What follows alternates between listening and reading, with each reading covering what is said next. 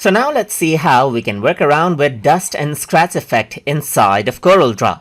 So over here you can see that I have this particular image, and if I want to apply the dust and scratch effect to it, I can simply click right here and go around onto the effects menu and then go around over here onto the correction section right here.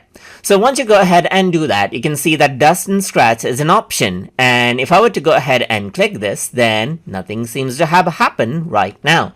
But if I were to go ahead and change around the radius, you can see that I can simply go ahead and remove out the dust and scratches that may have. So you can see that I have these artifacts right here. As I increase out the radius, you can see that it smoothens the overall image out right here. So this does seem like a dust, as you can see right here, but as I increase the radius, you can see that it is much more smoother right here. So what I can also do is change around the threshold right here, just like this. So if I were to decrease out the threshold just like this, then you can see that it softens everything out, but you get much more sharper result as I increase out the threshold. So I can go ahead and decrease this and make it much more, let's say for example, less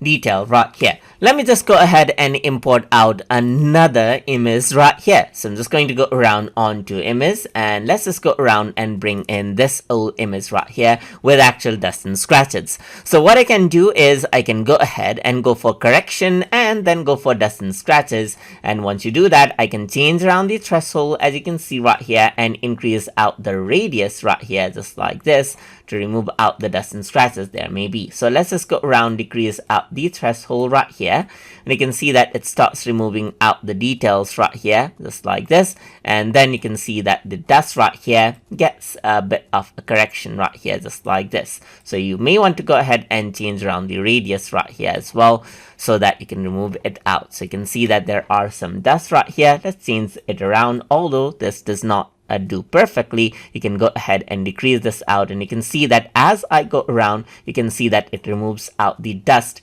right here, and you get a clearer image. So you can see that this is what you have. There's some dust right here, some scratches. You can go ahead and click on it to smoothen it out. So you can go ahead and change around the radius as well, just like this, to go ahead and work around with the sharpness right here as well. And as I go ahead and then change around the radius, this is what you have, as you can see, just like this. So that is how you can work around with the dust and scratches option, that is the effects inside of Corel Draw.